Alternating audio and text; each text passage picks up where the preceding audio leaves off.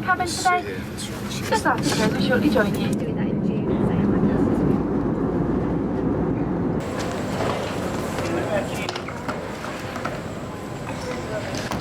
This is a total whistle-stop tour to Milan, where we picked up at 4 in the morning. We got the 7 o'clock flight from Gatwick, and we got the 10 o'clock flight back. So I should be home just after midnight.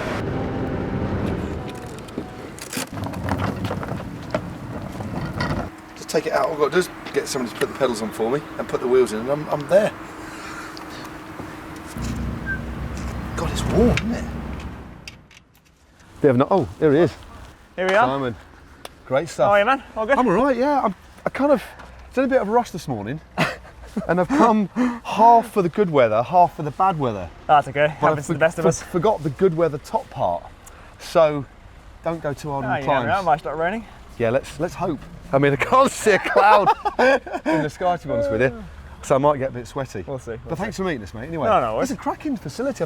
I've heard about the AIS, but I've never been. It's cracking, isn't it? Yeah, beautiful location right on the lake here, and yeah, we're just here for a few days, really catching up with the rest of the team. So. Right, and you're not racing. Your season's done now, isn't it? So this is going to be quite tranquilo, isn't it? I hope so. I don't know about you. Definitely is, mate. After my epic at the Worlds, I was ill for a while, so.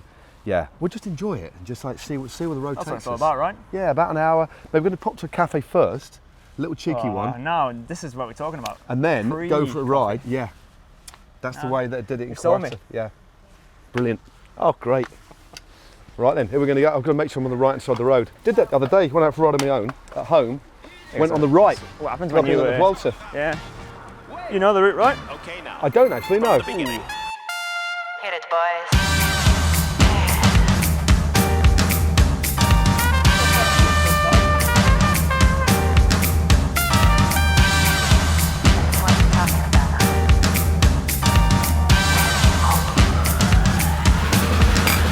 You got to turn a pace. I'll give you that. I've gone all dizzy. Shit, I have, honestly. I can't.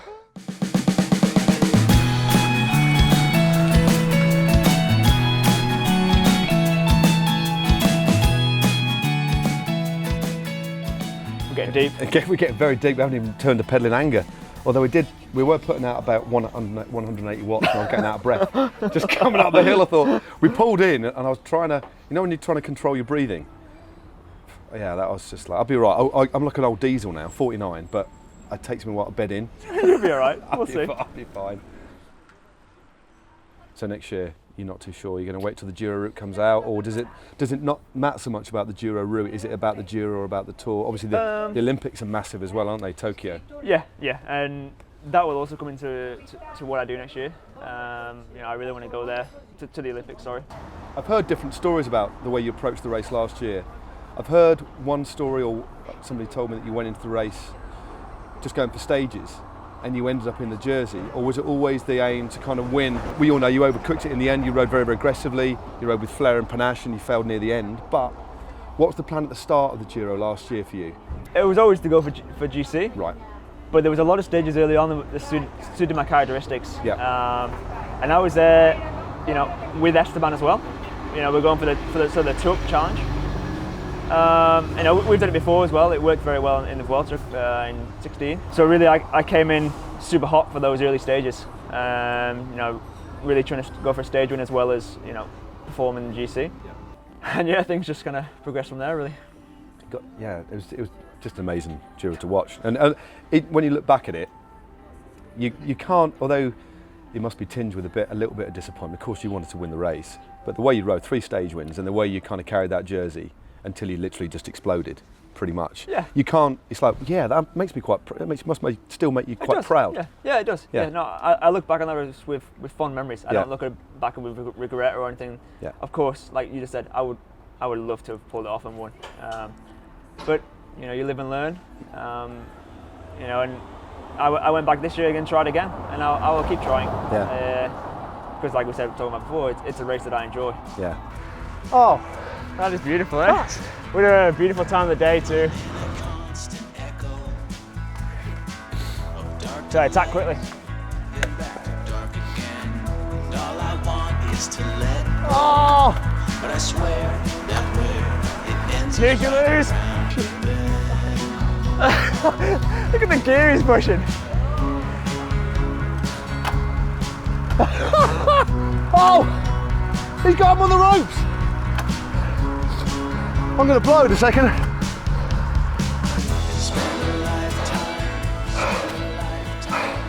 Oh, you got to turn a pace. I'll give you that. I've gone all dizzy. Shit, I have, honestly. I think I might have the bends. I think I got something. It was a 30-second move, that, man. You know when they say, what's the best way to climb? Don't put yourself into the red. Yeah. That's what I just did. Yeah. Whoa. Look at this house here, man. Someone lives there. I wasn't brought up in a cycling family. Right. You know, me and Adam were the first sort of cyclists in our family. And I don't know the history that much. You know, when I was in the leaders jersey for the Giro, not to keep banging on about it, but it's all right.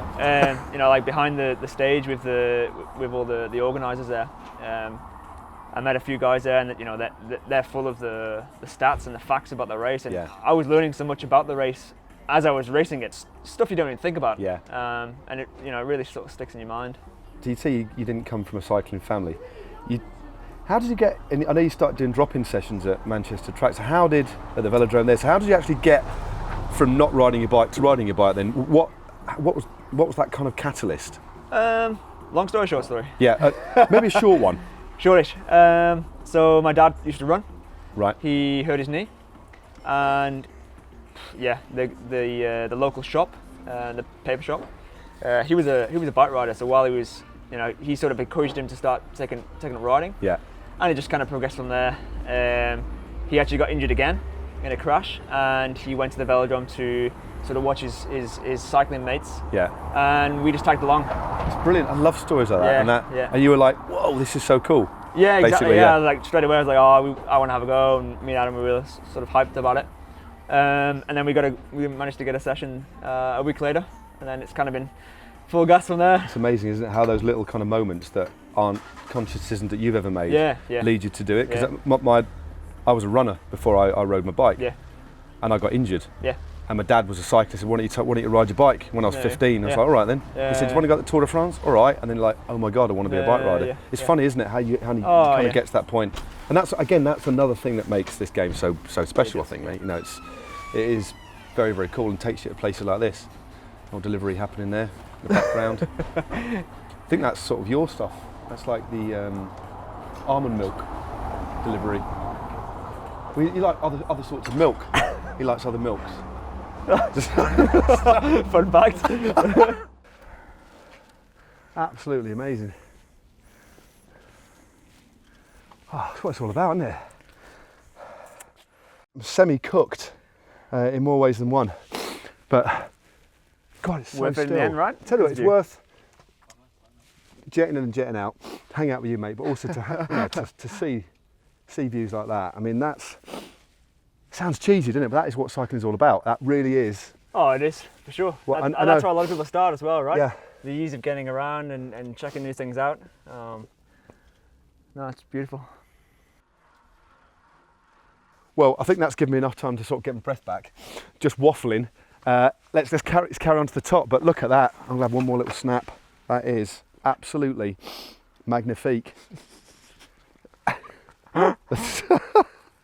When you think about whatever you do in life, if the bottom line is, if the basis is feeling happy in your job and content, no matter how brutally hard it is or how complicated it is, you're in a good place, aren't you? Yeah, I get asked all the time, for like younger riders, you know, what's the best advice? 10 out of 10, you got to enjoy it. Yeah. You got to really enjoy it. Yeah. Even suffering. Well, you got to. I know. I enjoy the training side of riding. Yeah. Like the suffering and all that goes with it, because you're working towards something. Yeah. And I enjoy that. Going to bring up a Keith Lambert story here. Go on then. Legs. I used to race against Keith, obviously, back in the day. Yeah. He managed me as well briefly. Did he? Yeah.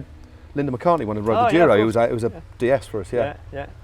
No, great guy. I have a lot of deep respect for him. He was our director when I was on the academy for the national team, and yeah, we were doing some race in the middle of France somewhere. Terrible conditions. We're staying in this horrible hotel. Was it grated carrot for dinner and stuff like that? Was it? I don't remember the food, but it's probably just blanked that from my mind, but hands down one of the worst hotels I've ever stayed in. And Keith asked me, he said, can you do this for the next 15, 20 years? I was like, what are you talking about? I don't want to stay in this hotel for 20 years, what are you talking about? And he's like, no, I mean, when you turn professional, you stay in these same hotels. Nothing changes. Like, you might have a shiny bus to get on, but everything around it is the same. Especially on the tour, I've stayed at that hotel twice since. As a pro. Flipping heck. You know, it's a very special sport in that regard. Yeah, it's quite grounding, isn't it? Yeah. Because I think a lot of people who maybe, I think more and more the audience for cycling are generally getting more educated, but I still think there's a lot of people who don't really realise that actually you don't stay in 5-star hotels. No. Unless you're doing, you know, there are some tours where you're particularly well treated, but generally the grand tours, because there's such a big carnival, you know, the riders aren't given real much of a priority at all, and especially in France. There's not a lot of good hotels. You know, you stay in some pretty grimy places, don't you? Oh, for sure you can. I think, you know, don't get me wrong, we stay in some nice places as well. And like I said before, I step on a shiny bus in the morning, and you know, I get a massage in the afternoon after the ride. So you know, we're looked after extremely well. But it's a very, very difficult sport. Yeah, we can testify that. Let's go for a ride. Let's do it, man. Let's do it. Righty-ho. Quite looking forward to the spin. Right. I'd better pay, yeah. Here we go.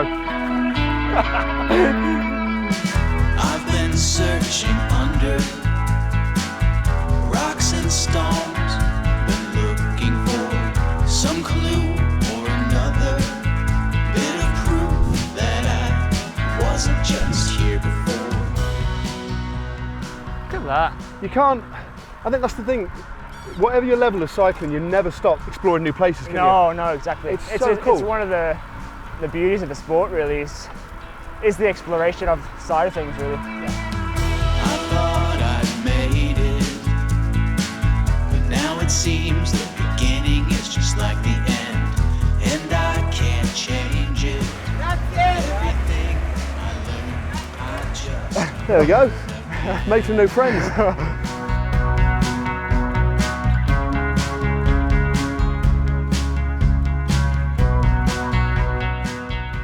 We were supposed to be talking quite a while ago, but we decided to go off piste, didn't we? Our combined map reading skills, not blaming you, blaming me more. Poor signal though, wasn't it? I'm blaming that. You got to have accurate map, right? We ended up going down the road that takes you to the funicular. The funicular? Funicular. One's a train, one's an expression in English.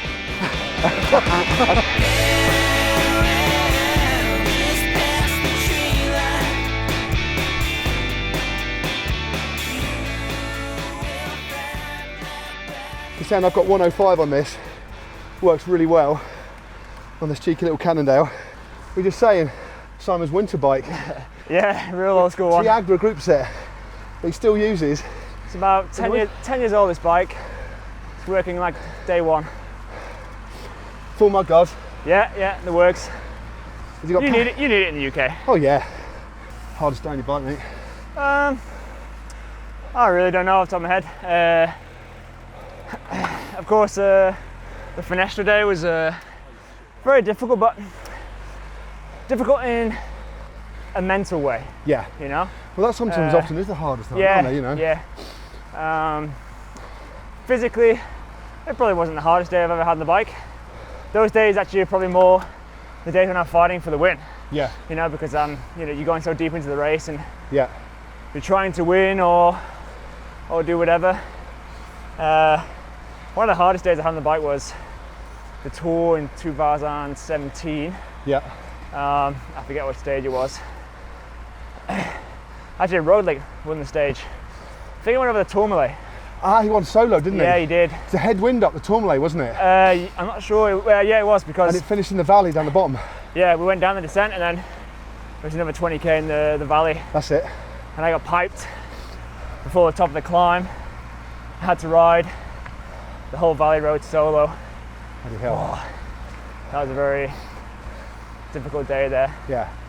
And that was coming towards the end of the tour as well. And those days, you know, you say, I mean, this is just me, because I I commentated on one of those rides, the Giro, and I was there for that day in the Tour. And sometimes when you've got teammates around you, even though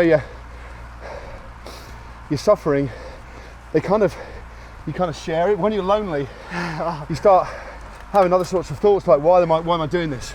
And so how do you kind of treat actually, if I'm honest, the kind of solitude of suffering? Actually, if I'm honest, it's actually the opposite. Right, when I have okay. the teammates there and I'm on a bad day, Yeah. I feel guilty. Right. Like I'm letting them down. Yeah. Because they're strong enough to support me, but I can't deliver. Yeah. Whereas if I'm on my own, it's just me.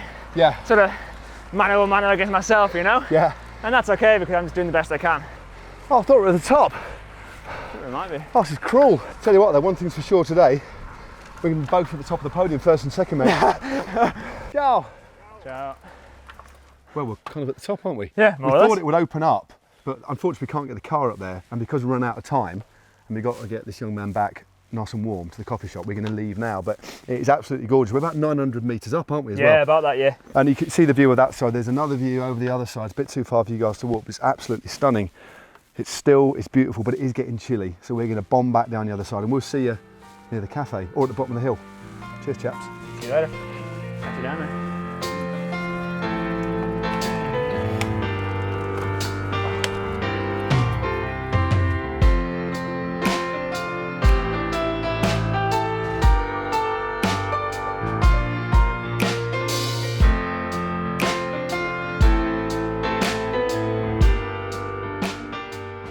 Well, Simon, thanks very much, mate. That was a cracking little ride. No, it was alright, wasn't it? Yeah. Nice. I think I deserve a beer, actually, to be honest with you. You do too. Not really doing it for you. Well, I mean, other drinks are available, but cheers, mate. That was cracking. Like I say, right on your team's doorstep. Yeah. And a voyage of discovery. I know, yeah. Brand new road. No, it was good. And thanks for not dropping me too much. I tried at one point, but Yeah. wasn't happening. I'm good for like 200 metres at the moment, uphill. And the scenic view shots, they were purely to give me a bit of a rest, but it's been a really nice ride, mate. That's what it's all about, and nice to get to know you a little bit better. Yeah, no, I enjoyed it, and thanks for having me, really. And I think that's the thing, even though you're in the off-season, I can sense that you're already thinking about next year already, aren't you? Well, you do, don't you? You've got to, yeah. You take a holiday and you're already sort of reassessing for the year after, you know. It's going to be a completely different year as well when you think about what you did this year, what you've learned about this year, having that break early. It is going to be, again, you're going to be a year stronger, a year more experienced, but with a completely different kind of take on it, especially with it being Olympic year. It's going to be a completely different year, isn't it? Yeah, really, really different. But like I said, I'm looking forward to taking it on and you know, really getting stuck in. Should be an exciting year. I'm very much looking forward to seeing how it unfurls for you, mate. But I've no doubt it will be sprinkled with success, and let's hope it's I hope so. I hope it's more than a sprinkling, mate, anyway. But here's to soft drinks. I'm going to get a beer.